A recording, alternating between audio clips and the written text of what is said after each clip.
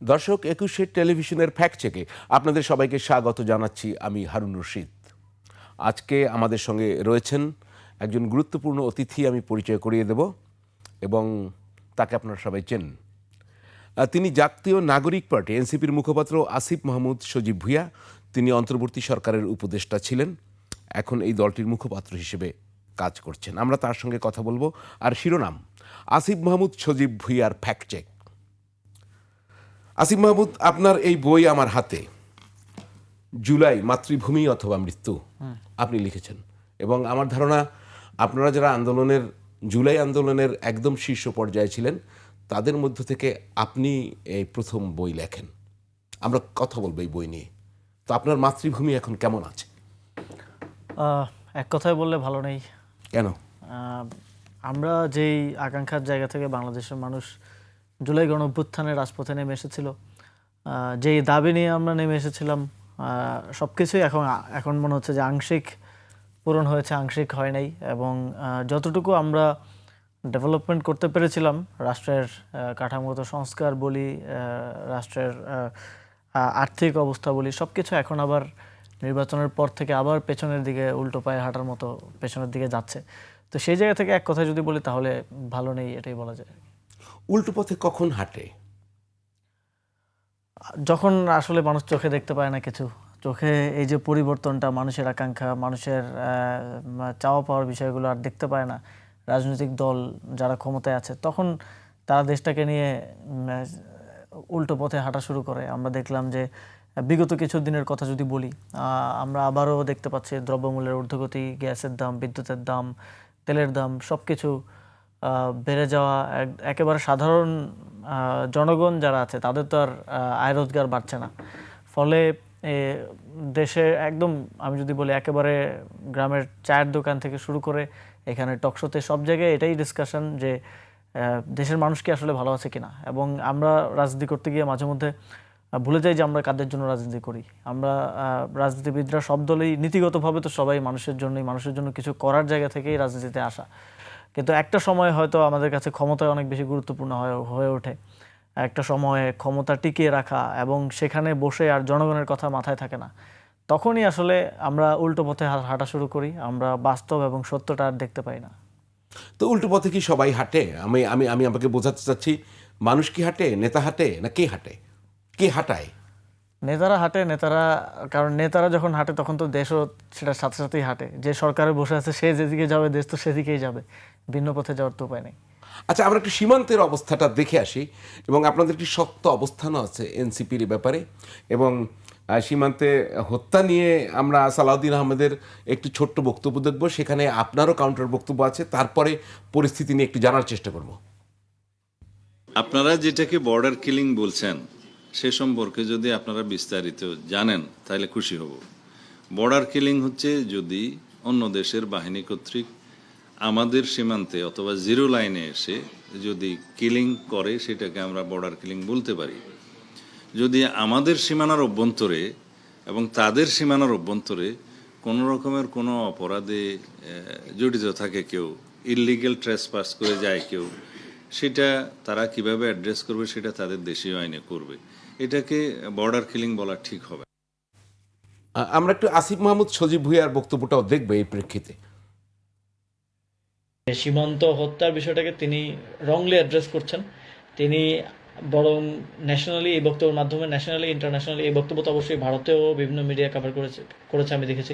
Nationally internationally বাংলাদেশের নাগরিকরা যে কিলেবল, বাংলাদেশের নাগরিকদের যে নাগরিক মর্যাদা নাই, এইটাকে স্টাবলিশ করছে। এবং এই বক্তব্যের মাধ্যমে তিনি বিএসএফকে আরও উস্কানি দিচ্ছেন এবং জাস্টিফিকেশন দিচ্ছেন যে তোমরা যেটা করতেছো আমরা মনে করি যে দ্যাট ইজ নট রং, মানে হললি আমরা এটাকে রং মনে করি না। এই মেসেজটা দেওয়ার মাধ্যমে কিন্তু আপনি সীমান্তে বাংলাদেশের জনগণকে আরও বেশি ভালনারেবল করে তুলছেন।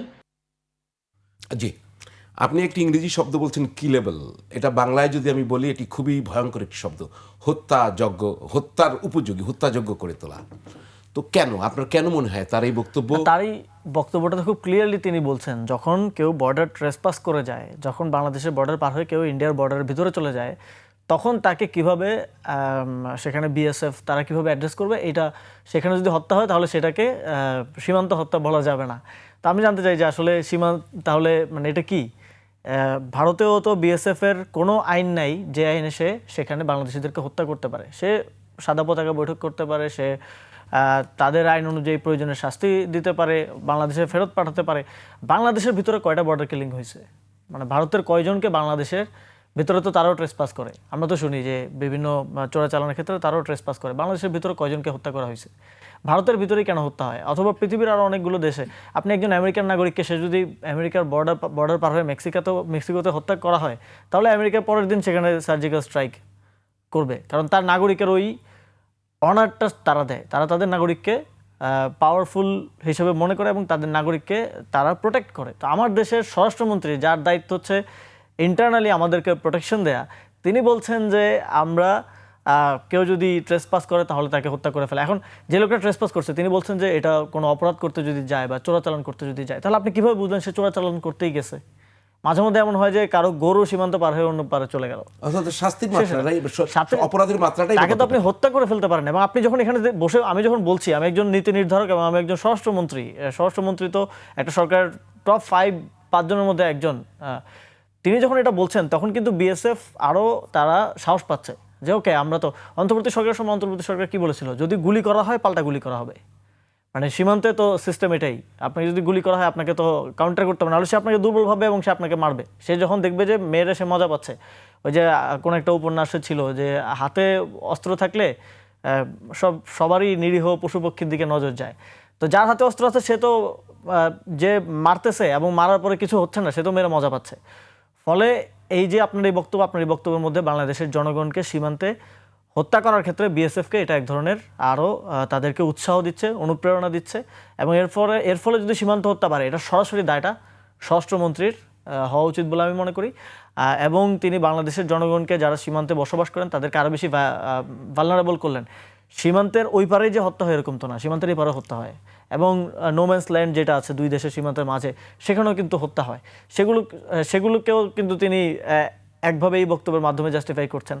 তারপরে আমরা এখন পুশিন দেখছি, পুশিন নিয়ে কিন্তু ওনাদের কোনো বক্তব্য নেই। এত বড় একটা পলিটিক্যাল ইস্যু। আপনাকে পুশিনের প্রসঙ্গে আসবো, আরেকটু আপনাকে আমি একটু চেক করতে চাই, সেটি হচ্ছে কি মনে হয় এটি কি সরকারের বক্তব্য না ওনার ব্যক্তিগত বক্তব্য? আপনারা তার বক্তব্য প্রত্যাহারের জন্য দাবি জানিয়েছেন এবং ভারতের ব্যাপারে বাংলাদেশের যে গত 17 মাস অন্তর্বর্তী সরকারের অবস্থান, সেখান থেকে কি বিএনপি সরকার তাহলে সরে এলো? মানে এর ভিতরে কোনো রসায়ন আপনি দেখতে পান না? যখন স্বরাষ্ট্রমন্ত্রী বলবে তখন তার আমরা ব্যক্তিগত বক্তব্য মনে করব না, আমরা মনে করব এটা তারেক রহমানেরই অবস্থান। তারেক রহমানের বা প্রধানমন্ত্রীর রাজনৈতিক অবস্থানটাই তো তার মন্ত্রিপরিষদ। যদি সেটা না হয় তাহলে তো এতক্ষণে প্রাইম মিনিস্টার অফিস থেকে এই বক্তব্যের একটা প্রতিবাদ বা এই বক্তব্যটাকে ডিনাই করা যে এটা সরকারের বক্তব্য না, সেখানে প্রেস উইং আছে, তারা কিন্তু এটা বলতে পারে। যেমন অন্তর্বর্তী সরকারের সময় প্রেস উইং আমার ধারণা মতে অনেক উপদেষ্টার অনেক বক্তব্যকে বলেছেন এটা তার ব্যক্তিগত বক্তব্য। তো এটা কিন্তু বলতে পারতো সরকার যখন এটা নিয়ে তারা নিশ্চুপ থাকে তখন কিন্তু বোঝা যায় এটা সরকারেরই পজিশন। এবং সরকার রীতিমতোই ভারতের সাথে একেবারে নিজের অধিকার নিয়ে, নিজের যেই সার্বভৌমত্ব নিয়ে একটা প্রপার ডিলিং করার মতো জায়গায় এখন আর আছে বলে আমাদের মনে হচ্ছে না, বা সেই চ্যালেঞ্জটা করার মতো সাহসটা তাদের আর আছে বলে আমাদের মনে হচ্ছে না। যদি সেটা হতো তাহলে এই ধরনের বক্তব্য, এই ধরনের মাথা নিচু করে কথা বলা, মেরুদণ্ডহীন বক্তব্য দেয়া, এটা আমরা এই সরকার থেকে পেতাম না। কেন নাই? এটা তো জুলাই পরবর্তী সরকার। আমরা আশা করেছিলাম যে জুলাই পরবর্তী প্রত্যেকটা সরকারই এখানে যারা ফ্যাসিস্ট অ্যানাবলার, যারা শেখ হাসিনাকে ফ্যাসিবাদী করে তোলার সাহসটা দিয়েছে, এটা তো ভারতের বর্তমান যে সরকার তারাই দিয়েছে, তাদের সাথে অ্যাটলিস্ট মাথা উঁচু করে কথা বলার জায়গাটা সরকারের থাকবে। কিন্তু এবং অন্তর্বর্তী সরকারের সময় সেটা ছিল, সেই জন্য অন্তর্বর্তী সরকারকে অনেক ধরনের চ্যালেঞ্জ, পুরো বাংলাদেশকেই চ্যালেঞ্জ ফেস করতে হয়েছে। ভারতের দিক থেকে অনেক থ্রেট বা অনেক ধরনের একটা থাকে না, একটা স্নায়ুযুদ্ধের মতো পরিস্থিতি ছিল। সরকার তখন রাজনৈতিক দলগুলোকে নিয়ে বসছে, আমাদের মধ্যে জাতীয় ঐক্য আছে, এই মেসেজটা দেওয়ার চেষ্টা করছে। এখন ভারত যদি কোনো চ্যালেঞ্জ হয়ে আসে বা ভারত যদি সরকারকে বা দেশকে কোনোভাবে থ্রেটেন করতে চায় বা আমাদের সার্বভৌমত্বকে চ্যালেঞ্জ করতে চায়, সেক্ষেত্রে যদি আজকে তারেক রহমান বলে আজকে সব রাজনৈতিক দলগুলো আসেন, আমাদের ঐক্য দরকার, আমি নিশ্চিতভাবে এখানে বসে বলতে পারি সবগুলো রাজনৈতিক দল যাবে। কারণ এই একটা প্রশ্নে, সার্বভৌমত্বের প্রশ্নে বাংলাদেশের সবাই এক জায়গায় আছে এবং অন্তর্বর্তী সরকারের সময়ও ছিল। কিন্তু সরকার সেখানে তাদের ভারতের সাথে কি ধরনের আন্ডারস্ট্যান্ডিং আছে, অনেকে বলে যে নির্বাচনের আগে দেশে আসার ক্ষেত্রে একটা হয়তো বোঝাপড়া হয়েছে, বা কী ধরনের বোঝাপড়া হয়েছে, কী ধরনের নন ডিসক্লোজার এগ্রিমেন্ট যেটা সরকারের না দলের সাথে বিএনপির সাথে আছে, যেটা আওয়ামী লীগের সাথে ছিল, আমরা দেখতাম শেখ হাসিনা বলতেন যে ভারতকে যা দিয়েছে আজীবন মনে রাখবে, সেটা জনগণের কাছে স্পষ্ট না। কিন্তু এই যে অ্যাক্টিভিটির মধ্য দিয়ে বোঝা যায় যে এক ধরনের বোঝাপড়া আছে, এবং এই সরকার নির্বাচিত হওয়ার পর থেকে ভারতের এই সরকারের প্রতি অ্যাপ্রোচ থেকেও এটা বোঝা যায়, এবং তাদের বিভিন্ন রাজনৈতিক নেতাদের বক্তব্য আমরা শুনি, বক্তব্য আমরা দেখি যে তারা মোর হ্যাপি এই সরকারকে নিয়ে। এখন হ্যাপিটা কী কারণে? নিশ্চয়ই ইন্টারনালি আপনার সাথে আমার বোঝাপড়া না থাকলে তো আপনার হ্যাপি হওয়ার কথা না। এখন সেই বোঝাপড়াটাকে আমার দেশের স্বার্থকে বলি দিয়ে কিনা, সেটা কি ভারতকে কোনো এক্সট্রা সুযোগ সুবিধা দেওয়ার অঙ্গীকার কিনা, বা আমার সার্বভৌমত্বে কোনোভাবে সেটা চ্যালেঞ্জ করে কিনা, এগুলো আমরা শুধু রাজনৈতিক নেতৃবৃন্দ না, দেশের জনগণেরও জানার অধিকার আছে। চ্যালেঞ্জ করে কিনা একটু দেখি না সীমান্তে এখন কি ঘটছে। আমরা একটু সীমান্ত পরিস্থিতি একটু দেখতে চাই, দুই একটি ক্লিপ যদি একটু দেখে নিই।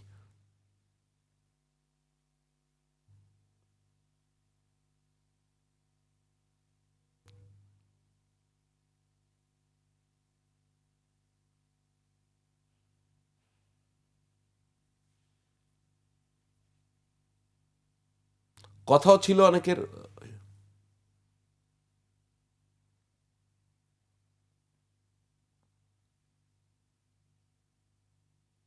আচ্ছা, আমার কাছে একটা হিসাব রয়েছে, আমি আপনাকে একটু বলছি যে 4 জুন থেকে 6 জুন এই 3 দিনের একটা হিসাব আমার কাছে রয়েছে, যে সেখানে মোট 20টি পুশিনের চেষ্টার ঘটনা ঘটেছে। অলরেডি নোম্যান্স ল্যান্ডে লোকজন রয়েছে, এবং এক্ষেত্রে তারা বিভিন্ন পর্যায়ে প্রায় 200-300 লোককে আপনার পুশিনের চেষ্টা করেছে। এই যে ঘটনাগুলো আমরা দেখছি এখানে 4 জুন 5 জুন, মানে একটা সংক্ষিপ্ত চিত্র সরকারের অবস্থান। এবং কালকে কিন্তু দিল্লিতে আপনার সীমান্তরক্ষী বাহিনীর মহাপরিচালক পর্যায়ে একটা বৈঠক শুরু হবে। তো কি মনে হয়, এবং আজকেও কিন্তু স্বরাষ্ট্রমন্ত্রী কথা বলেছেন, সব মিলে কি মনে হচ্ছে আমরা কোন জায়গায় আছি এখন সীমান্ত নিয়ে? পুশিনের বিষয়টা, পুশিনটা আপনি যদি দেখেন যে তাহলে এটা কিন্তু অন্তর্বর্তী সরকারের সময় দুইটা ইনসিডেন্ট মানে আমার মনে পড়ে, যে পুশিন করার চেষ্টা করা হয়েছিল, এবং তখন সরকার কিন্তু তাদেরকে যখন জানা যায় এটা সুন্দরবনের দিকে বনাঞ্চল এলাকা দিয়ে পুশিনটা করা হয়েছিল, তখন সরকার তাদেরকে ভারতে ফেরত পাঠানোর ব্যবস্থা করেছিল, এবং যাদেরকে ফেরত পাঠানো যায়নি, যাদেরকে নেওয়া হয়নি, তাদেরকে নিয়ে ন্যাশনালি ইন্টারন্যাশনাল মিডিয়াতে এই বিষয়গুলো তুলে ধরা হয়েছিল, যাতে পৃথিবীবাসীকে জানানো যায়, বিশ্ববাসীকে জানানো যায় যে এই ধরনের একটা মানবিক ঘটনা ঘটছে। তো এবার সরকার, এবার দুইটা প্রেক্ষাপট, এক হচ্ছে বিএনপি সরকার ক্ষমতায় আসলো নির্বাচনের পরে, আরেকটা হচ্ছে পশ্চিমবঙ্গে বিজেপির সরকার নির্বাচিত হলো, শুভেন্দু নির্বাচিত হলেন, এবং তাদের ইশতেহারের একটা অংশ ছিল যে তারা এখানে অবৈধ বাংলাদেশি, তারা যাদেরকে মনে করেন তাদের ভাষায়, তাদেরকে তারা পুশব্যাক করবেন, তাদেরকে তারা দেশে রাখবেন, এবং ইয়াতে পশ্চিমবঙ্গে কিছু ডিটেনশন সেলও তৈরি করা হয়েছে, সেখানে যাদেরকে সন্দেহ হচ্ছে ধরে ধরে নিয়ে যাওয়া হচ্ছে। আপনারা জানেন যে পশ্চিমবঙ্গের নির্বাচনের আগে প্রায় 90 লাখ ভোটারকে ভোটার তালিকা থেকে তাদের নাম বাদ দেওয়া হয়েছে, এবং তারা মনে করছেন এই 90 লাখ জনই কিন্তু অবৈধ মনে করছেন। আসামেও এই সংখ্যাটা অনেক বেশি, 20 লাখের 25 লাখের মতো। তো প্রায় 1 কোটি মানুষ আমাদের পার্শ্ববর্তী নেইবারিং যেই ভারতের রাজ্যগুলো আছে সেখানে তারা মনে করছেন যে তারা অবৈধ ভোটার। এখন 1 কোটি মানুষ, 1 কোটি জন কিন্তু ভোটার, এর বাইরে তাদের পরিবারের সদস্যরা আছেন। আমি যদি এটাকে বলি যে 50-50ও ধরি, তাহলে অলমোস্ট আরও 2 কোটি মানুষকে তারা মনে করছেন অবৈধ। এবং এই যে পুশিনটা, এটা এই অবৈধ মানুষগুলোকে, যাদেরকে তারা অবৈধ মনে করছেন, তাদেরকে বাংলাদেশে পাঠানোর একটা প্রক্রিয়া হিসেবে তারা দেখছেন। তাহলে এই চ্যালেঞ্জটা কিন্তু এই যে 10টা-20টা ঘটনা এই পর্যন্ত সীমাবদ্ধ থাকবে না, এই চ্যালেঞ্জটা আসবে বাংলাদেশের রোহিঙ্গা সংকটের থেকেও অনেক বড় একটা সংকট আসার সম্ভাবনা তৈরি হচ্ছে। এবং এই প্রায় 2 কোটি মানুষকে যদি ভারত সরকার নীতিগতভাবে তারা বাংলাদেশে ফেরত পাঠাতে চায়, এটা বাংলাদেশের জন্য ভয়ানক একটা, এক হচ্ছে সভরেন্টির জন্য হুমকি, বাংলাদেশের সার্বভৌমত্বের জন্য, একই সাথে এইটা একটা অত্যন্ত মানবিক একটা বিষয় হয়ে উঠবে পৃথিবীতে গ্লোবালি। যেমন রোহিঙ্গা সংকটের সময় যেটা হয়েছিল, আমরা সবাই দেখেছি যে পৃথিবীর সবাই এসে তখন বলতেছে, ইউএন থেকে শুরু করে বিভিন্ন বড় বড় রাষ্ট্র, যে সব দায়িত্ব তারা নেবে, সব কিছু তারা দেখবে, কিন্তু দিন শেষে কিন্তু এটা আমাদেরই বাংলাদেশেরই হেডেক হয়ে রয়ে গেছে। এখন রোহিঙ্গা সংকট নিয়ে কিন্তু পৃথিবীতে গ্লোবালি এত কথা হয় না। যখন প্রথম বাংলাদেশের দিকে দেওয়ার কথা ছিল, তখন অনেকে কথা বলেছে, অনেকে বলেছে যে তারাই, এখন ইন্টারন্যাশনাল দাতা সংস্থাগুলোর ডোনেশনও কমে আসছে। তো এটা বাংলাদেশের একটা মাথা ব্যথা হয়ে কিন্তু রয়ে গেছে, এবং এটা সমাধানের জন্য এখন ইন্টারন্যাশনাল কমিউনিটি ইন্টারেস্টেড না। তো এটাও এই ধরনের একটা সংকট আমাদের জন্য তৈরি হতে পারে। তবে এক্ষেত্রে সবচেয়ে গুরুত্বপূর্ণ ভূমিকা রাখতে পারে আমাদের সরকার এবং যারা এখন রাষ্ট্রের দায়িত্বে আছেন, তারা কি নীতি নেবেন, তারা এটাকে কিভাবে অ্যাড্রেস করবেন। এখন পর্যন্ত সবচেয়ে শঙ্কার বিষয় হচ্ছে এই সরকার এটাকে কঠোরভাবে অ্যাড্রেস করছে না। তারা এটা লাউডলি বলছে না যে পুশিন আমরা অ্যাকসেপ্ট করব না এবং এটাকে আমরা কাউন্টার করব, এটাকে যত প্রক্রিয়া কাউন্টার করা যায় আমরা সেটা করব। এই ধরনের কোনো মেসেজ কিন্তু আমরা সরকারের কাছ থেকে পাচ্ছি না। কেন পাচ্ছি না? আপনি যখন তারেক রহমান দেশে ফিরে তখন আপনি কিন্তু বলেছিলেন যে আপনি তো বাসে করে এসেছেন, ছিলেন লন্ডনে, বাস থেকে নামুন। তাহলে কি তারেক রহমান সাহেব বাস থেকে নামেননি? একটু আছে বক্তব্য দেখানো যাবে? দেখানো যাবে? জি। আপনারা 17 বছর লন্ডনে ছিলেন, আগে বাসের ভিতর থেকে নামুন এবং বাংলাদেশে অলিগলি রাস্তাঘাটে একটু হেঁটে দেখেন, বাংলাদেশকে আগে ছিলেন। তারপরে আমরা ভরসা করতে পারবো যে আপনারা বাংলাদেশের জন্য কিছু করতে পারবেন কি পারবেন না। জি, ভরসা করতে পারছেন না কেন? না, মানে উনি তো- এটা ইমপ্লিকেশনটা কি? বাস থেকে নামুন, উনি তো আমরা ফিজিক্যালি দেখছি নামছেন, ইলেকশন হলো, উনি তো প্রধানমন্ত্রী হলেন, তাহলে কি বাস থেকে উনি নামেননি? মানে কি? না, উনি তো বাস থেকে প্রাইম মিনিস্টার অফিসে চলে গেছেন এবং সেখানেই তিনি গোকার্ট চালাচ্ছেন, ট্রাক চালাচ্ছেন, এটা করছেন। এবং আমরা অনেকগুলো পিআর অ্যাক্টিভিশন হয়তো দেখতে পাচ্ছি, কিন্তু নীতিগত জায়গায় আমি প্রথম থেকে একটা কথা বলছি যে বাংলাদেশের প্রধানমন্ত্রী এটা কোনো এক্সিকিউটিভ পোস্ট না। আপনি একটা পত্রিকা অফিসের সিইও হওয়া বা একটা কর্পোরেট অফিসের সিইও হওয়া আর বাংলাদেশের প্রধানমন্ত্রী হওয়া এটা এক্সিকিউটিভ কোনো পোস্ট না যে আপনি ওইখানে বসে একজন এক্সিকিউটিভের মতো কাজ করে যাবেন। ওটা একটা পলিটিক্যাল পোস্ট। এটা এবং আমাদের অন্তর্বর্তী সরকারের একটা বড় সমালোচনা ছিল, আমিও এই সমালোচনা করি, যে অন্তর্বর্তী সরকারের বেশিরভাগ উপদেষ্টা পলিটিক্যাল ব্যক্তিত্ব ছিলেন না। তারা মোস্টলি অন্যান্য বিভিন্ন ব্যাকগ্রাউন্ড থেকে এসেছেন, সিভিল সোসাইটি থেকে এসেছেন, অন্যান্য ব্যাকগ্রাউন্ড থেকে এসেছেন। তো ফলে অন্তর্বর্তী সরকার অনেক ক্ষেত্রে কঠোর সিদ্ধান্ত যেখানে নেওয়া প্রয়োজন সেখানে কিন্তু একটু তারা দুর্বল ছিল এবং কঠোর সিদ্ধান্ত নিতে পারতো না। এবং অন্তর্বর্তী সরকারের প্রধান উপদেষ্টার ক্ষেত্রে আমি একই কথা বলবো। তো এটা তো একটা পলিটিক্যাল গভর্নমেন্ট। বারবার এটা কেন বলা হচ্ছিল যে নির্বাচিত সরকার আসলে সমস্যার সমাধান হয়ে যাবে, কারণ পলিটিক্যাল গভর্নমেন্ট আমরা জানি যে একটু তারা স্ট্রংলি ডিসিশন নিবে, তারা স্ট্রংলি চ্যালেঞ্জগুলোকে অ্যাড্রেস করবে। কিন্তু পলিটিক্যাল গভর্নমেন্টের প্রধানমন্ত্রী আমরা দেখলাম যে তিনি ডক্টর মোহাম্মদ ইউনূসের থেকেও বেশি নন পলিটিক্যাল হওয়ার চেষ্টা করছেন। পলিটিক্যাল একটা বিষয়ে তারেক রহমানের আজ পর্যন্ত, উনি প্রধানমন্ত্রী হওয়ার পরে বক্তব্য, মানে পলিটিক্যালি উনি দেশকে কোথায় নিয়ে যেতে চান, উনি কেমন সংবিধান চান, উনি এই কোন দেশের আমাদের সার্বভৌমত্বের প্রশ্নটা কিভাবে ডিল করবেন, এ বিষয়ে কিন্তু ওনার কোনো বক্তব্য নাই। হয়তো ওনাকে ওনার দল থেকে বা অন্য কোনো জায়গা থেকে বলা হয়েছে আপনি এগুলো নিয়ে চুপ থাকবেন। উনি যখন বক্তব্য দেন কিছু না কিছু নিয়ে বলতে চান তখন তিনি ভুল বলেন। তো প্রথমত আমরা তো কি দেখি, তিনি আমাদের রাষ্ট্রের নির্বাচিত প্রধানমন্ত্রী। আমরা প্রধানমন্ত্রীর কাছ থেকে শুনতে চাই যে জুলাই সনদ গণভোটের রায় নিয়ে আপনারা কি করবেন, তার কাছ থেকে শুনতে চাই, তার কাছ থেকে দেশের জনগণ শুনতে চায়। আমরা এই যে বাংলাদেশে এখন বিদ্যুতের দাম বাড়ানো হলো, তেলের দাম, গ্যাসের দাম বাড়লো, আমরা প্রধানমন্ত্রী থেকে শুনতে চাই যে কেন বাড়লো, একটা এক্সপ্লেনেশন তার থেকে শুনতে চাই। বাড়াটা তো আগেও অনেক সময় বেড়েছে, এখন এটা তো এক্সপ্লেনেশনটা তার থেকে আমরা শুনতে চাই। পলিটিক্যালি তিনি বাংলাদেশকে কোথায় নিতে চান, এই যে পুশিনের চ্যালেঞ্জ যেগুলো তিনি কিভাবে মোকাবেলা করতে চান, এটা আমরা তার থেকে শুনতে চাই। যখন তিনি কথা বলা বন্ধ করে দেন তখন কিন্তু একটা জাতি পুরোপুরি ভিশনলেস হয়ে যায়, তার কোনো ভিশন থাকে না, তার কোনো পলিটিক্যাল তার লক্ষ্য এবং সে কোথায় গিয়ে পৌঁছাবে এটা কিন্তু খুব আর দেখা যায় না বা থাকে না। ফলে একটা আনসার্টেনিটি তৈরি হয় এবং বাকিরা যারা কথা বলছেন তাদেরকে তো আমরা ভরসা করতে পারি না, কারণ তারা ওই জায়গাটাতে নাই। প্রধানমন্ত্রী যে জায়গাটাতে আছেন, বাকি মন্ত্রীরা এক একজন এক এক ধরনের কথা বলছেন। রাইট। আপনি তাহলে বলছেন যে প্রধানমন্ত্রী যে পলিটিক্যাল প্রধানমন্ত্রী চাচ্ছিলেন, যিনি বলবে, যিনি একটা মিশন দেখাবে, ভিশন দেখাবে, সেটি অনুপস্থিত। হ্যাঁ, it could be right or wrong, এটা ভুলও হইতে পারে, ঠিক হইতে পারে, বাট বলবেন তো অ্যাটলিস্ট। বলবেন জি। কিন্তু একই সমস্যা, একই টাইপের সমস্যা, নন পলিটিক্যাল গভর্নমেন্ট যে কিচেন ক্যাবিনেট ছিল, সেখানে আপনি জানতেন না সেখানে কি হয়। আমরা সেই বিষয়টাও শুনবো। মানে এখানে আপনি একটি সমস্যার কথা বলছেন, কিন্তু আপনি তো সেই সরকারের অংশ ছিলেন, আবার সেখানে কিচেন ক্যাবিনেট ছিল। আমরা একটু বুঝতে চেষ্টা করবো দর্শক। এরপরেই আসবো আমরা কিচেন ক্যাবিনেট নিয়ে। আমরা শুনবো আসিফ মাহমুদ সজীব ভুঁইয়ার কাছে তিনি কতটুকু জানেন। তার আগে নিচ্ছে একটা বিরতি, সঙ্গেই থাকুন।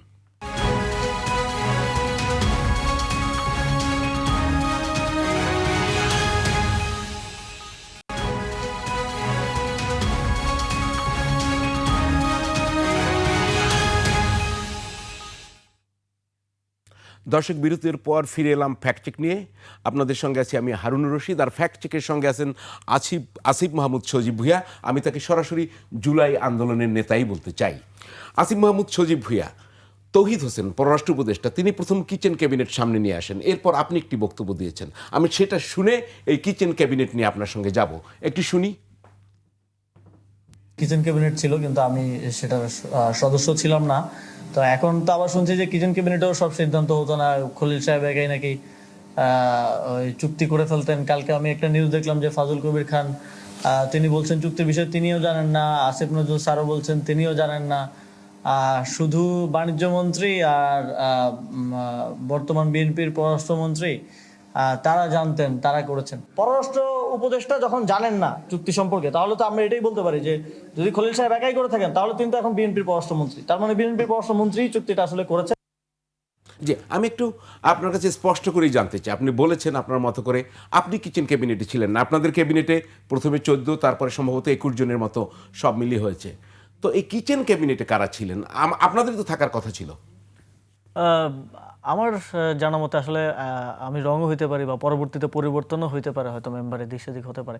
আমাদের ক্যাবিনেট মিটিং প্রতি বৃহস্পতিবারে হওয়ার কথা, মাঝে মধ্যে হয়তো কোনো বৃহস্পতিবার ছুটে যেত বা ইয়ে হতো, বাট মোস্টলি প্রতি বৃহস্পতিবারে ক্যাবিনেট মিটিং হতো এবং ক্যাবিনেটে সকল উপদেষ্টারা থাকতেন এবং এজেন্ডাগুলো ডিসকাশন হতো। তারপরে স্বাভাবিকভাবে একটা বিবিধ অংশ থাকে, সেখানে আরও যদি কেউ টেবিলে কোনো এজেন্ডা রাখতে চান সেটা নিয়ে ডিসকাশন হতো। এটা ফর্মাল বৈঠক ছিল। আমি হয়তো সরকার গঠনের 1-2 মাস পরে জানতে পেরেছি যে এরকম হয়তো একটা ছোট ফোরাম আছে, যেখানে সম্ভবত মঙ্গলবারে লাঞ্চের সময় মাননীয় প্রধান উপদেষ্টার সাথে উপদেষ্টাদের একটা অংশ তারা বসেন এবং কিছু গুরুত্বপূর্ণ বিষয়ে, যেটা হয়তো এজেন্ডা দিয়ে তো সাধারণত কোনো আইন সংশোধন, অধ্যাদেশ প্রণয়ন, এই জিনিসগুলো আলোচনা হতো।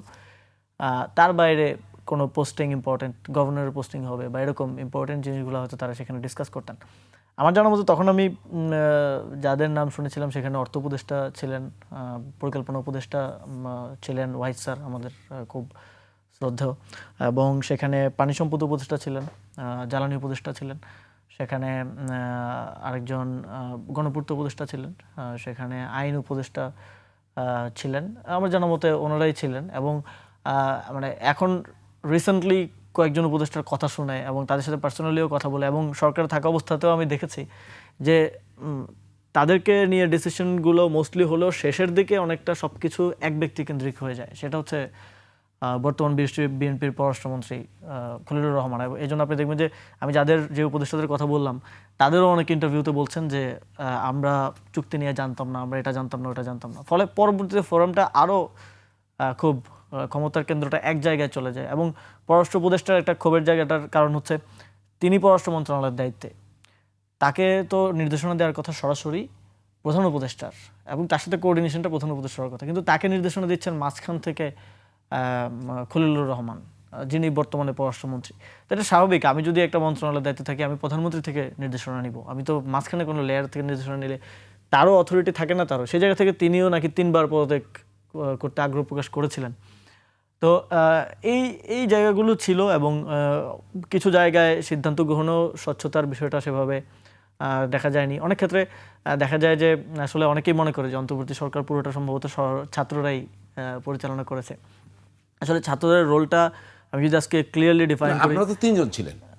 3 জন ছিলাম, 3 জনের মধ্যে একজন তো মিনিস্ট্রিতে এসছে একদম লাস্টে। জি, উনি তো মিনিস্ট্রিতে ছিলেন না, উনি প্রধান উপদেষ্টা দপ্তরে ছিলেন। আমরা 2 জন মিনিস্ট্রিতে ছিলাম। তো আমরা কিচেন ক্যাবিনেটটা বুঝলেন কখন?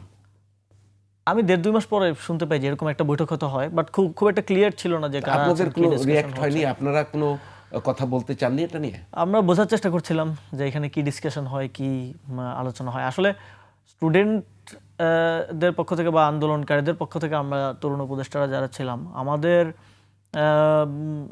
অথরিটি বলি কিংবা কাজের জায়গায় কোঅর্ডিনেশন বলি সরকার উচ্চ পর্যায়ের সাথে, সেটা প্রথম 2-3 মাস খুব ভালো ছিল। 2-3 মাস ছিল, কারণ ওই সময়টাতে আপনি যদি মনে করতে পারেন সবচেয়ে বেশি দেশে আসলে খুব ক্রাইসিস সিচুয়েশন ছিল, পুলিশ ঠিক মতো অ্যাক্টিভ হচ্ছিল না, আন্দোলনের পর আন্দোলন হচ্ছে, শ্রম অঞ্চলে আন্দোলন হচ্ছে, এই জিনিসগুলো ট্যাকেল দেওয়াটাই মোস্টলি আমাদের একটা কাজ ছিল। কিন্তু একটা পারসেপশন তৈরি করা হয়েছে ছাত্ররাই সব কিছু করে, এবং অনেক ক্ষেত্রে আমি এটাও দেখেছি কেউ একজন কোনো একটা সমস্যা নিয়ে গেল, গণঅভ্যুত্থানের কেউ বা শহীদের আত্মীয় কেউ, বা অন্য যে কেউ বা আন্দোলনকারীদের মধ্যে কেউ সবসময় বলা হতো যে আসিফ নাহিদের কাছে যাও, মানে আমাদের ঘাড়ে চাপিয়ে দেয়। এবং তারাও ভাবতো যে তাহলে তো মনে হয় সব ক্ষমতা আসিফ নাহিদের কাছে। তারা যখন আমাদেরকে রিচ করতে পারতো না বা আসলেও হয়তো তার সমস্যার সমাধান হচ্ছে না বা করতে পারছি না, তখন তারা মনে করতো যে তারা তখন আসিফ নাহিদকে এবার দোষারোপ মানে আপনারা যদি কোনো সমাধান দিতেন ওটা নিয়ে, তখন কি প্রধান উপদেষ্টা শুনতেন, সেটা করে দিতেন? অনেক ক্ষেত্রে হ্যাঁ, অনেক ক্ষেত্রে না। অনেকগুলো কাজের ক্ষেত্রেই আমরা আসলে সরকারের সম্পূর্ণ সহযোগিতা, যেমন আমি জুলাই গণঅভ্যুত্থানে খুব সুন্দর একটা মেমোরিয়াল করতে চেয়েছিলাম। এটা ডক্টর মোহাম্মদ ইউনূসেরও প্রথমে এটা নিয়ে সায় ছিল, পরে আমরা একটা ডিজাইন করে প্ল্যান করি, কিন্তু উপদেষ্টাদের কারো কারো বিরোধিতা সেটা করা যায়নি। আজকে 5ই আগস্ট এই যে সামনে আসছে, 5ই আগস্ট আমরা 16 ডিসেম্বর আমাদের যাওয়ার জায়গা আছে, আমাদের 26শে মার্চ আমাদের শ্রদ্ধা নিবেদন করার জন্য একটা জায়গা আছে, শহীদ মিনার আছে, স্মৃতিসৌধ আছে, কিন্তু আমাদের জুলাই গণঅভ্যুত্থানের জন্য আপনি শ্রদ্ধা নিবেদন করার জন্য একটা জায়গা নাই। এটাও আমরা করতে পারিনি অনেকের বাধার কারণে। মানে কি এটা কি প্রধান উপদেষ্টা চাননি? মানে আমি ক্লিয়ার করতে চাই একটু। প্রাথমিকভাবে প্রধান উপদেষ্টা চেয়েছিলেন, কিন্তু মানে ডক্টর পরবর্তীতে ইউনূস সাহেব। হ্যাঁ, পরবর্তীতে যখন ইঞ্জিনিয়ারিং ডিজাইন সহ পুরোটার প্ল্যানিংটা করে, প্ল্যানিংয়ে তিনিও ইনপুট দিয়েছিলেন, করে আমি নিয়ে গেলাম যে এটা আমরা দ্রুত বাস্তবায়ন করতে চাই। জমিটা গণপূর্তের ছিল, জমিটা গণপূর্ত মন্ত্রণালয় থেকে আমাদেরকে বুঝিয়ে দিলে আমরা কাজ শুরু করে দিতে পারতাম। কিন্তু পরবর্তীতে প্রধান উপদেষ্টা বললেন যে এটা মন্ত্রী পরিষদের আলোচনায় উঠাও। তখন আমি বুঝতে পারলাম যে হয়তো কেউ ভেটো দিয়েছে বা কিছু। মন্ত্রী পরিষদে আলোচনা ওঠানোর পরে তখন সেখান থেকে বলা হলো যে জুলাই নিয়ে এত অর্থ খরচ করলে এটা নিয়ে সমালোচনা হতে পারে। আমরা দেখেছি যে শেখ মুজিবুর রহমানের 20 ফিট উঁচু মূর্তি বানানো হয়েছে 400 কোটি টাকা খরচ করে, অথচ এত বড় একটা মেমোরিয়াল আমরা 250 কোটির মধ্যে করতে চাইছিলাম, কিন্তু সেটা মানে করতে দেওয়া হয় নাই। এক্ষেত্রে অনেকে অসহযোগিতা করেছে। আপনার এই যে বই জুলাই মাতৃভূমি অথবা মৃত্যু, এর মুখবন্ধ লিখেছেন প্রফেসর মোহাম্মদ ইউনূস। সেখানে দুজন লোকের নাম বলেছেন, আপনি এবং নাহিদ ইসলাম, যাদের সাথে সে দীর্ঘ আলাপের কথা বলেছেন। আপনার বইয়ে কিন্তু সে কথা আপনিও বলেছেন, এবং তার এই লেখায় কিন্তু আপনাদের প্রতি তার যে অসীম ভালোবাসা সেটি বোঝা যায়। কিন্তু আপনাদের কাছ থেকে কি দূরে সরিয়ে নিল, না আপনাদের সরিয়ে দেয়া হলো? আপনার কি মনে হয় এই জায়গা থেকে? না, আমার বইয়ের প্রেক্ষাপটটা যদি আমি একটু বলি, বইটা জি, আমি সেই সময়টাতে বইটা দেখবেন আমি খুবই ছোট, জুলাই গণঅভ্যুত্থানের ইতিহাসের লেখার জন্য এটা একেবারেই যথেষ্ট না। সেই সময়টাতে জাস্ট ওই টাইম ফ্রেমগুলো যাতে মনে থাকে, যাতে কোনো একটা জায়গায় রিটার্ন থাকে, সেজন্য আমি এটা লিখেছি। এটা হয়তো পরবর্তীতে আমি আরও এলাবোরেট করার চেষ্টা করব যখন সময় পাই। এখানে আসলে ডক্টর মোহাম্মদ, আমরা যখন সরকার গঠন করার পরিস্থিতিটা আসে, যখন এক দফা ঘোষণা হয়ে যায়, তখন তো আমাদের আলটিমেট লক্ষ্য হচ্ছে সরকারের পতন ঘটানো, আওয়ামী লীগ সরকার। এবং তখন কিন্তু আমরা তো দেশকে কোনো অনিশ্চয়তার মধ্যে ফেলে দিতে পারি না। আমাদেরকে একটা দিক নির্দেশনা বা একটা আমাদের পরবর্তীতে কী হবে এটাও ভাবা আমাদের দায়িত্ব ছিল। সেই জায়গা থেকে তখন আমরা ভাবছিলাম যে পরবর্তীতে বাংলাদেশের দায়িত্বটা কে নিবে। তখন আমাদের কাছে আমাদের যে অর্থনৈতিক সেটি তো আপনি স্পষ্ট চ্যালেঞ্জ, করেছেন, সব মিলিয়ে উনি ছাড়া আমরা আর কাউকে পাই না যে পার্সোনালিটি দিয়ে এটা ম্যানেজ করা সম্ভব। তো সেই জায়গা থেকে ওনাকে তো পার্সোনালি আমরা আগে চিনি না, ওনাকে আমরা চিনি, doctor Mohammad Yunus Nobel laureate হিসেবে সবাই চিনে বাংলাদেশে, বাট পার্সোনালি ওনার সাথে তো আমাদের কাজের কোনো এক্সপিরিয়েন্স ছিল না। সেই জায়গা থেকে ওনাকে রিকোয়েস্ট করা, উনিও রাজি হলেন, আসলেন।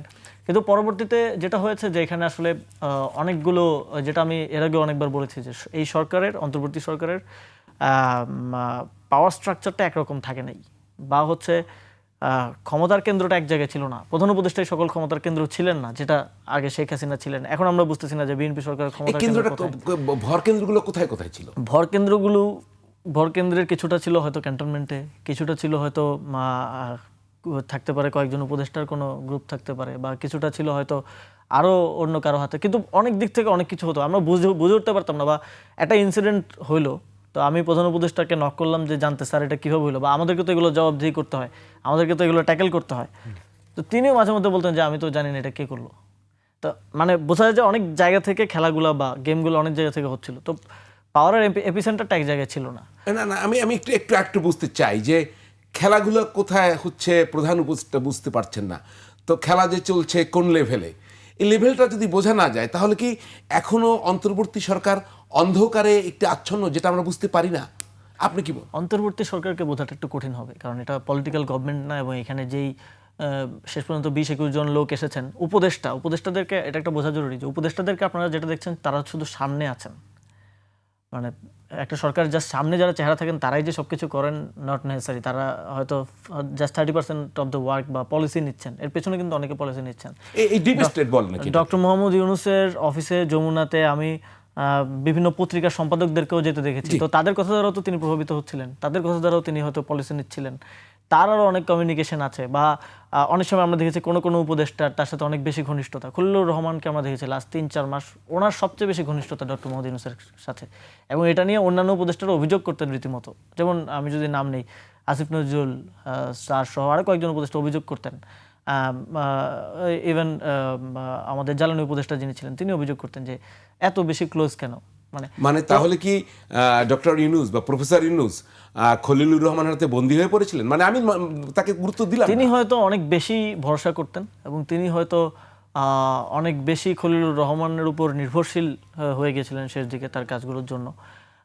এবং আমি জানি না তিনি কেন এটা মনে করছেন, হয়তো তিনি বাকিদেরকে দিয়ে কাজ করাতে পারছিলেন না, অথবা খলিলুর রহমানই বিএনপির সাথে ডিলিংসটা করতেছে, ইন্টারন্যাশনাল অ্যাফেয়ার্সগুলো দেখতেছে, সব দিক থেকে হয়তো খলিলুর রহমান মার্কিনকে বোঝাচ্ছেন আপনি? মার্কিন ছাড়াও অন্যান্য ইন্টারন্যাশনাল অ্যাফেয়ার্সগুলো তো সবগুলো প্রায়ই উনি দেখতেন। যিনি পররাষ্ট্র উপদেষ্টা ছিলেন তিনি নিজেও বলেছেন যে তিনি খুব একটা কিছু করার মতো জায়গায়, তিনি একটা এক্সিকিউটিভ মোর জায়গায় ছিলেন। আসিফ নজরুল দূরে সরে গেলেন কিভাবে? এটা কেন? আমার জানা নেই, এটা হয়তো তিনি যদি কখনো আপনি সুযোগ পান তাকে জিজ্ঞেস করতে পারেন। মানে উনি তো খুব কিচেন ক্যাবিনেটে ছিলেন, আপনি বলছিলেন একটু আগেই তো। হ্যাঁ, আমি জানি না পরবর্তীতে কিভাবে, আমি তো বললাম যে এটা প্রথম 3 মাস হয়তো কোনো একটা গ্রুপ বা কয়েকজন বেশি গুরুত্ব পাচ্ছেন, পরের 3 মাস অন্য কেউ, এই জন্যই তো আমরা বাংলাদেশের রাষ্ট্রের একটা কাঠামোগত সংস্কার চেয়েছি, যাতে সব ক্ষমতার কেন্দ্রবিন্দু প্রধানমন্ত্রীর হাতে না থাকে। কারণ প্রধানমন্ত্রীকে তো হিপনোটাইজও করে ফেলা যেতে পারে। তা আজকে তারেক রহমান আমাদের প্রধানমন্ত্রী, তাকেও তো কেউ ভুল বুঝিয়ে ভুল দিকে নিয়ে যেতে পারে। তো এই জন্যই ক্ষমতার ভারসাম্য এবং বিকেন্দ্রীকরণটা প্রয়োজন। তা আপনার কি মনে হয়েছে প্রফেসর ইউনূস কখনো হিপনোটাইজড হয়ে গেছেন কারোর প্রতি, কোনো একটা জিনিস গিয়েছে? হিপনোটাইজ আমি বলবো না, কিন্তু অনেক সময় উনি অনেকের উপরেই একটু বেশি ভরসা রেখেছেন আমার মনে হয়।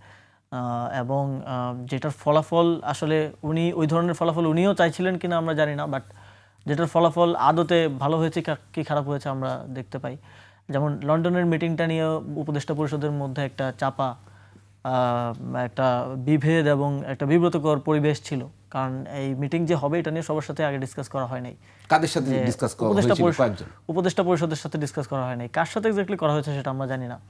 মিটিং হওয়ার পরে অনেকে, মিটিং হওয়ার আগের দিন না 2-1 দিন আগে হয়তো আমরাও জানতে পেরেছিলাম যে এরকম একটা মিটিং হচ্ছে।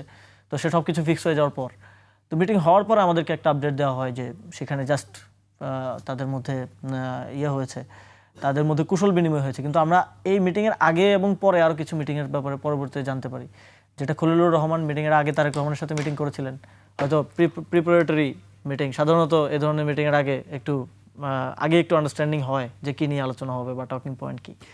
পরেও তিনি আলাদা করে আমির খসরু সাহেবের সাথে বসেছেন, আরও বিএনপির ঊর্ধ্বতন নেতাদের সাথে বসেছেন।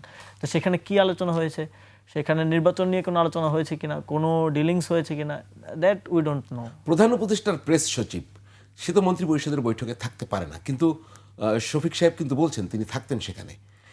তিনি মন্ত্রিপরিষদের বৈঠকে থাকতেন। আমার জানা মতে তিনি এই যে মন্ত্রিপরিষদের বৈঠকে কী কী সিদ্ধান্ত হচ্ছে সেটা প্রেসের সাথে কিভাবে কমিউনিকেট করা হবে সেটার জন্য তিনি সেখানে থাকতেন, তিনি সেখানে নোট নিতেন, এবং মিটিংয়ের পরে আমরা 5 মিনিট ডিসকাস করে নিতাম যে প্রেসে আমরা কোন কোন জিনিসটা বলবো, কোন কোন জিনিসটা বলবো না, কিভাবে আমরা অ্যাড্রেস করব, সেটা তিনি সেখানে বসে নোট। কতটা নির্ভর করতেন প্রফেসর ইউনূস তার উপরে, মানে তার প্রভাব কতটা ছিল প্রফেসর ইউনূসের সঙ্গে? প্রেস সচিবকে আমি মোস্টলি দেখেছি এক্সিকিউটিভ কাজগুলো করতে। তাকে কোনো নীতি নির্ধারণী সিদ্ধান্ত গ্রহণের ক্ষেত্রে, ইনফ্লুয়েন্স করার ক্ষেত্রে তিনি করেছেন কিনা আমি জানি না, বাট আমি সেভাবে আমার চোখে পড়ে নেই। শুনবো আমরা এই ভেতরের আরো কথা শুনবো, আমরা ডিপ স্টেটও শুনবো। দর্শক, তার আগে ফ্যাক্ট চেকে আরো একটি বিরতি নিচ্ছি, সঙ্গেই থাকুন।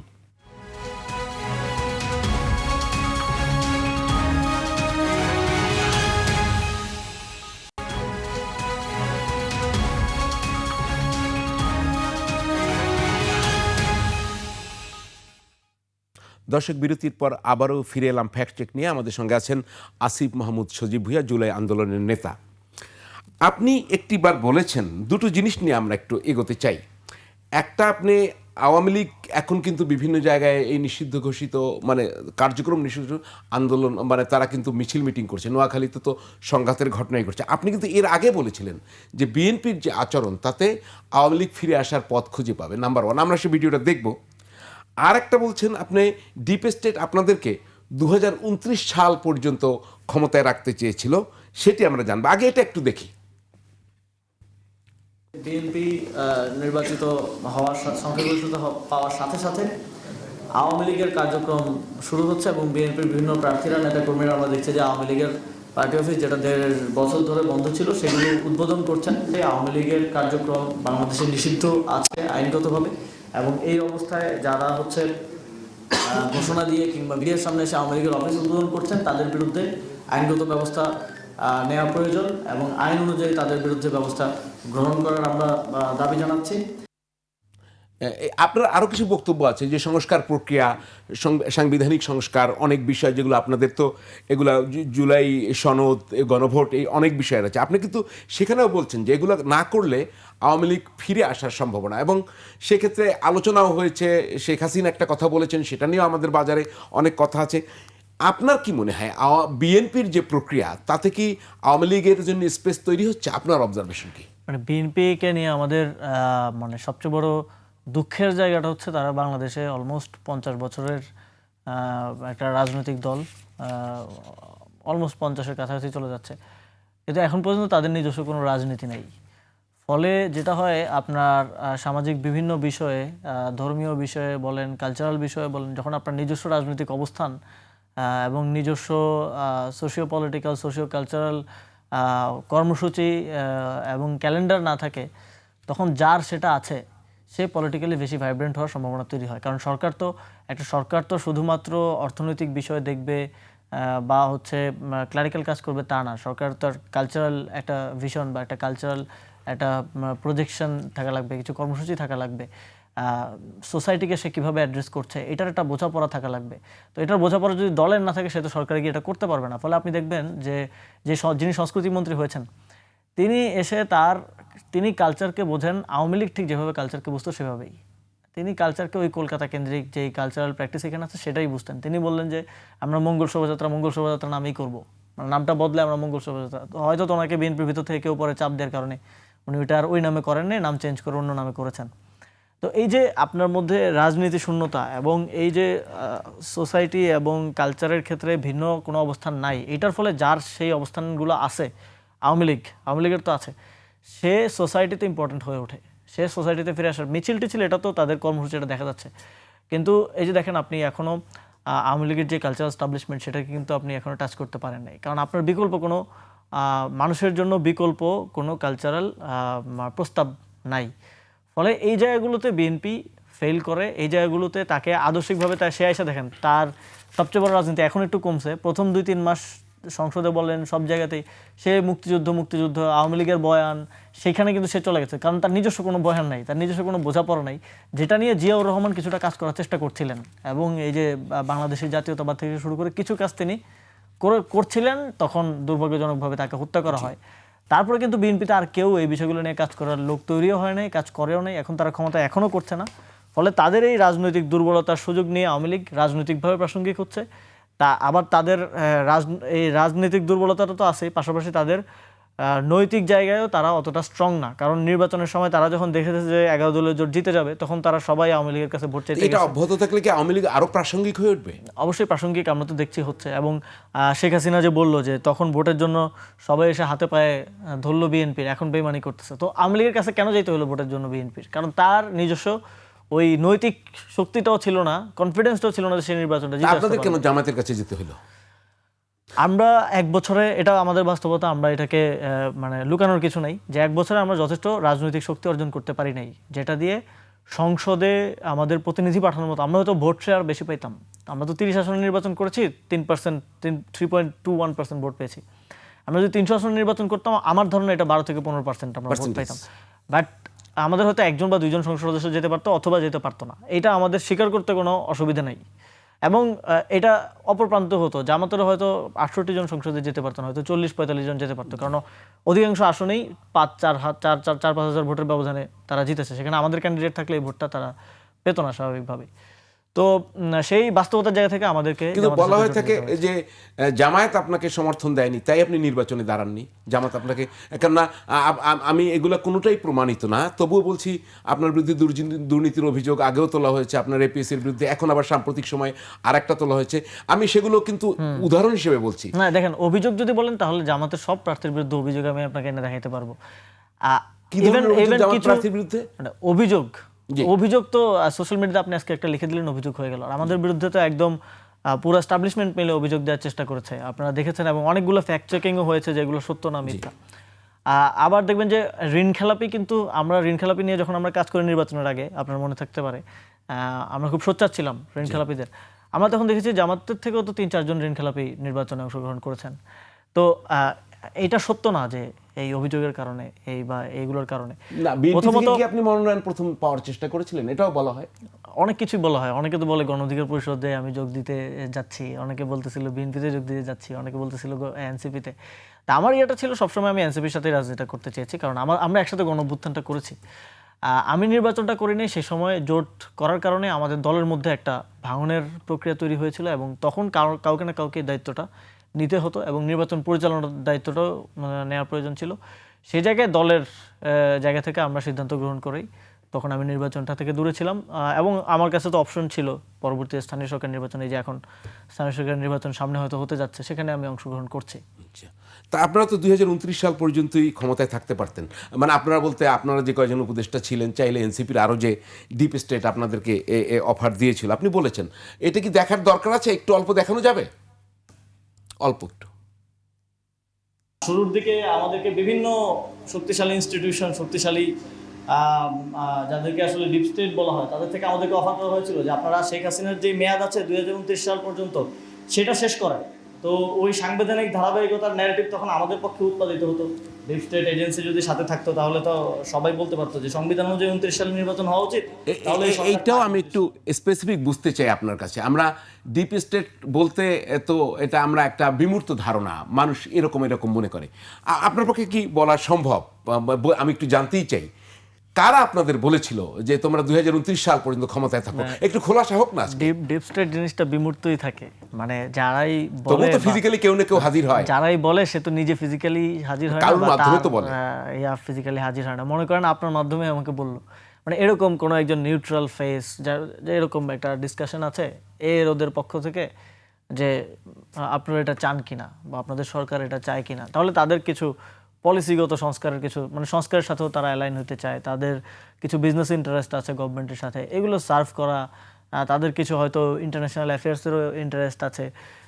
তো এই সব কিছু মিলিয়েই এক ধরনের প্রস্তাবটা কার কাছে এসেছিল? আপনার কাছে এসেছিল? আমার আপনার সঙ্গে কোনো বৈঠক হয়েছে? আমার ধারণা অনেকের কাছেই আপনার সঙ্গে হয়েছে গিয়েছে, এবং আমাকেও কয়েকবারই বলার চেষ্টা করা হয়েছে, বিভিন্নভাবে বলা হয়েছে, কিন্তু নীতিগতভাবে আমাদের অন্তর্বর্তীকালীন সরকার, আমার মনে হয় যে খুব ক্লিয়ার ছিল তাদের ভিশনটা। হয়তো প্রক্রিয়াগতভাবে অনেক ধরনের সমালোচনা আমারও আছে, অনেকেরই থাকতে পারে, উপদেষ্টারাও এখন বলছেন, কিন্তু নীতিগতভাবে সংস্কার, বিচার এবং নির্বাচন এটার দিকে ইয়া ছিল। কিন্তু শেষের দিকে না, 6 মাস যাওয়ার পরে আমার মনে হয়েছে যে সংস্কার আর বিচারের ব্যাপারে সরকার চাচ্ছে যে এটা একটা পর্যায় পর্যন্ত নেওয়া, মানে এটা শেষ করা না, এটা একটা পর্যায় পর্যন্ত নিয়ে তারপরে নির্বাচিত সরকারের কাছে দেওয়ার দিকে বেশি মনোযোগটা চলে যায়, যেখানে আমার ডিসএগ্রিমেন্ট ছিল। আমার জায়গাটা ছিল যে সংস্কারটা আগেই হওয়া প্রয়োজন, নাহলে আমরা ভরসা করতে পারি না। আমরা এই দেশে 3 দলের রূপরেখা ধূলিসাৎ হয়ে যেতে দেখেছি, তো আমরা আমাদের পলিটিশিয়ানদের উপর তো আসলেই ভরসা করতে পারি না। তো সেটা ডিসএগ্রিমেন্ট আমার ছিল, এখনও আছে। সেটা সরকার যদি, যেটা আমি বললাম যে সরকার যদি পলিটিক্যালি স্ট্রং ডিসিশন নিতে পারতো, সে যদি বলতো যে সংস্কারটা, সংবিধান পুনর্লিখনটা আমরাই করে দিয়ে যাব, তাহলে কিন্তু সরকার সেটা করতে পারতো। কিন্তু সরকার ওই ডিসিশনটা নেওয়ার জন্য যথেষ্ট সাহস জোগাড় করতে পারে না। আপনার কি মনে হয় যে উপদেষ্টাদের সবাই একমত ছিল? কেউ কি ডিপ স্টেটে রাজি ছিল না? মানে কেউ কি 5 বছর চায়নি? থাকতেও পারে, সেটা তো আর আমার মানে আপনাদের মনে হয়নি কখনো যে? থাকতেও পারে, বাট আমার কখনো মনে হয়নি, বা কেউ যদি থাকেও সে তো সামনের সাথে নিজেকে এক্সপোজও করবে না বা বলবেও না, বা প্রভাবিত করার চেষ্টা সেভাবে আমার চোখে পড়ে নেই। শেখার পর নেই। একটি বিষয় আমি আপনার এখান থেকেই বলি যে আপনারা আপনার 5 আগস্টের পরে আপনারা সেনা সদর দপ্তরে গেলেন না আপনারা, আপনি যাননি, নাহিদ ইসলাম যাননি, কিন্তু হাসনাত এবং সার্জিস, আপনার এই বইই রয়েছে, তারা কিন্তু উঠেছিল গাড়িতে, এবং আপনারা ফোন করেছিলেন যদি ওই সেনা সদর দপ্তরে যাও তোমাদেরকে গণশত্রু ঘোষণা করা হবে। কেন গেলেন না? কিন্তু সেখান থেকেই তো আবার সরকার গঠন করা হলো। দেখেন, সেখান থেকে সরকার গঠন করা হয়নি। যখন আমরা জানতে পারি যে রাজনৈতিক দলগুলা 5 তারিখ সেনা সদরে যাচ্ছেন, এবং মিটিংটা কিন্তু শেখ হাসিনা পলায়ন করার পরে ফিক্স হয় নাই। রাজনীতিবিদরা যে সেনা সদরে যাবেন, মিটিংটা কিন্তু 4 তারিখ রাতে ফিক্স হয়েছে, এবং এবং 4 তারিখ রাতে সবাইকে কল করা হয়েছে, যাওয়ার কথা ছিল, মিটিংটা হওয়ার কথা ছিল পরের দিন 5 তারিখ সকাল 11টায়। আমি যদি ভুল না করি তো গণঅভ্যুত্থানের কারণে, গোলাগুলির কারণে নেতারা পৌঁছাইতে পারেন নাই, পৌঁছাতে বিকেল হয়ে গেছে, মানে শেখ হাসিনা পলায়নের পরে। কিন্তু মিটিংটা কিন্তু শেখ হাসিনা দেশে থাকা অবস্থায় হওয়ার কথা ছিল। তো এটা কিন্তু একটা প্রশ্নের উদ্রেক করে যে সেই মিটিংয়ে কী ডিসকাশন হইতো, কী টকিং পয়েন্ট থাকতো যখন শেখ হাসিনা দেশে ক্ষমতায় বসে আছে। মানে এটা তো তিনি থাকা অবস্থায় হওয়ার কথা ছিল। আনফর্চুনেটলি তাকে আমরা পালিয়ে যেতে বাধ্য করেছি। তো এটা একটা শঙ্কার জায়গা থাকে। এবং সেখানে আমি শুনেছি যে 2-একটা রাজনৈতিক দল তারা বলেছে যে গণঅভ্যুত্থান তো করেছে ছাত্ররা, মানে তাদের নেতাদেরকে ছাড়া এখানে মিটিং তো আমরা আসলে কোনো ফলাফলে পৌঁছাইতে পারবো না। আবার অনেকগুলো রাজনৈতিক দল অ্যাগ্রিড ছিল যে সেনাবাহিনী বা সেনাপ্রধান তারা তখন দায়িত্ব নিয়ে কিছু একটা করবে, তাদের হাতে দায়িত্ব দেয়। এবং আমরা কিন্তু শঙ্কার সাথে শুনছিলাম যে শাহবাগে স্লোগান উঠেছিল এই মুহূর্তে দরকার সেনাবাহিনীর সরকার, এই ধরনের স্লোগান। এবং আপনারা জানেন এগুলো কীভাবে করানো হয়, এগুলো কাউকে উস্কানি দিয়ে উঠানো হয়, এগুলো এজেন্ডা ভিত্তিক হয়।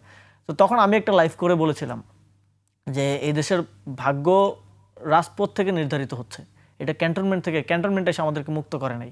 সুতরাং পরবর্তীতে কী হবে এটাও ক্যান্টনমেন্ট থেকে নির্ধারিত হওয়ার সুযোগ নাই। এটা আপনারা সবাই শাহবাগে আসেন, আমরা শাহবাগে এ বিষয়ে বক্তৃতা বা বক্তব্য যেটা দেশে শহীদ মিনারের কথা বলেছি। হ্যাঁ, শহীদ মিনারের কথা বা শাহবাগের কথা বলেছিলাম 5 আগস্ট। পরবর্তীতে যদিও ওই কথা বলার সুযোগ হয় নাই, ভিড় আমাদেরকে ঠেলে সংসদের দিকে নিয়ে গেছে। আপনাদেরকে আর নিয়ন্ত্রণে ছিল সরকার গঠনটা? ইউনূস সাহেবের সঙ্গে আপনারা যোগাযোগ করছেন, বাকি 14 উপদেষ্টা আপনারা তো পরে 5 তারিখ 6 তারিখে তো গণভবনে বঙ্গভবনে গেলেন। না, প্রথম আমার যখন কথা হয় যে মানে সরকারটা কারা গঠন করলো এটা নিয়ে অনেক ধরনের আলাপ আলোচনা আছে, আমি আমার একটা স্টেটমেন্টে দিয়েছিলাম, এটা নিয়ে অনেক আলাপ আলোচনা হয়েছিল যে বুকে পাথর চাপা দিয়ে বা অনেক কিছু নিয়ে আলোচনা হয়েছিল। প্রথম যখন সেনাপ্রধানের সাথে তখন আমার কথা হয়, তো তিনি আমাকে খুব ফ্রাস্ট্রেটেডভাবে বলছিলেন যে আমার 70,000 সৈন্য রাস্তায়, তাদেরকে দিয়ে আমি এটা আর কন্ট্রোল করতে পারতেছি না, এটা তাদের মানে সহ্য সীমার বাইরে চলে যাচ্ছে, এটার কন্ট্রোলেবল হচ্ছে না, আপনারা আসেন আমরা বসি, আমরা একটা ডিসিশন নিই ফিউচার নিয়ে, যদি এটা আমরা এখন না করি দেশ কিন্তু একটা অন্ধকারের দিকে যাচ্ছে। এটা আমি বলছি 5 তারিখের মিটিং শেষ হওয়ার পরের কথা, হয়তো 6 তারিখ সকালের বা 5 তারিখ সন্ধ্যার দিকের কথা।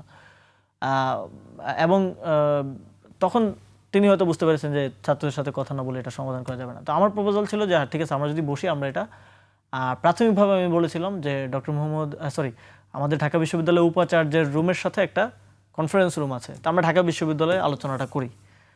আমাদেরকে প্রথমে বলা হয়েছিল ক্যান্টনমেন্টে যেতে, কিন্তু আমরা ক্যান্টনমেন্টে যেতে রাজি হই নাই। আমাদের জায়গা থেকে এটা একটা গণতান্ত্রিক আন্দোলন ছিল, এটা একটা গণঅভ্যুত্থান ছিল, এইটার এজেন্সিটা আমি ক্যান্টনমেন্টে যেয়ে দিয়ে আসতে পারি না, যেটা আমাদের রাজনৈতিক দলের নেতৃবৃন্দরা আগে করেছেন, যে কারণেই করেন তাদের হয়তো তাদের ব্যাখ্যা থাকতে পারে, যদিও স্পষ্ট কোনো ব্যাখ্যা এখন পর্যন্ত আমরা পাই নাই। কিন্তু তারা ওইখানে ক্ষতিটা করে দিয়ে এসছেন আর কি। ওখানেই তারা পরবর্তী যে সরকার হবে সেটা কীরকম হবে, সেটা যে দুর্বল হবে এই জায়গাটা ডিটারমাইন করে দিয়ে এসছেন। এই এজেন্সিটা তারা সেনাপ্রধান বলি, মিলিটারি এস্টাবলিশমেন্ট বলি, তাদেরকে দিয়ে এসছেন। তো পরবর্তীতে তারাও রাজি হচ্ছিল না ক্যাম্পাসে আসতে, তারাও ক্যাম্পাসে আসতে রাজি হচ্ছে না, আমরাও ক্যান্টনমেন্টে যেতে রাজি হচ্ছে না। আমাদের একদমই শেষ। তখন বঙ্গভবনকে একটা আলোচনার জায়গা হিসেবে ধরা হয় এবং সেখানে আলোচনা হয়, সেনাবাহিনীর পক্ষ থেকে কিছু নাম দেওয়া হয়, আমরা কিছু নাম, ডক্টর মোহাম্মদ ইউনূস প্রায় 27-28টা শর্টলিস্ট নাম দিলেন, সবকিছু মিলে একটা উপদেষ্টা পরিষদ তখন হয় আর কি, রাজনৈতিক দলগুলো নাম দেয়। একদমই শেষ পর্যায়ে আপনি তো ক্রীড়া উপদেষ্টা ছিলেন, আমরা দেখেছি নিজেও মাঠেও খেলতে নামছেন, একদম সংক্ষেপে যদি বলেন, এখন তো আবার বিসিবির নির্বাচন হলো, তো আমি দেখলাম যে তামিম ইকবাল ভাই, তিনি কংগ্রেচুলেশনস, তিনি 74 ভোটের মধ্যে 73 ভোট পেয়ে নির্বাচিত হয়েছেন। মানে কিম জং উন 96% ভোট পেয়েছিল, তিনি 99% ভোট পেয়েছেন। তো আর একটা হচ্ছে আমরা যেই বিসিবি দেখছি, মানে নেতাদের ছেলেদের কারো পরিচয়, একটা মানুষ জাস্ট যারা ডিরেক্টর হয়েছেন তারা তো আছেই, যারা ইভেন কাউন্সিলর প্রত্যেকে হয় বিএনপির নেতা, বিএনপির এমপি, প্রশাসক, প্রতিমন্ত্রী, অথবা নেতার ছেলে, ভাতিজা, ফুপা, তামিম ইকবালের ফুপাও আছেন, তামিম ইকবালের ভাইও কাউন্সিলর হয়েছেন। তো এই যে বোর্ড, এরকম বোর্ড আমরা আমাদের জীবনে দেখি নাই। অসংখ্য ধন্যবাদ আসিফ মাহমুদ সজীব ভুঁইয়া আমাদেরকে সময় দেওয়ার জন্য, আপনি কষ্ট করে এখানে এসেছেন। দর্শক আপনারা জানেন অনেক কিছু জানলাম আমরা আসিফ মাহমুদ সজীব ভুঁইয়ার কাছ থেকে। তিনি অভ্যুত্থানের একজন নেতা, তিনি উপদেষ্টা পরিষদে ছিলেন, তিনি এখন তার দলের মুখপাত্র। দর্শক প্রতি রোববার রাত 10টায় ফ্যাক্ট চেক প্রচার হয়, আগামী রোববার পর্যন্ত আমি সেই সময় পর্যন্ত বিদায় নিচ্ছি। সবাইকে ভালো থাকবেন, শুভরাত্রি।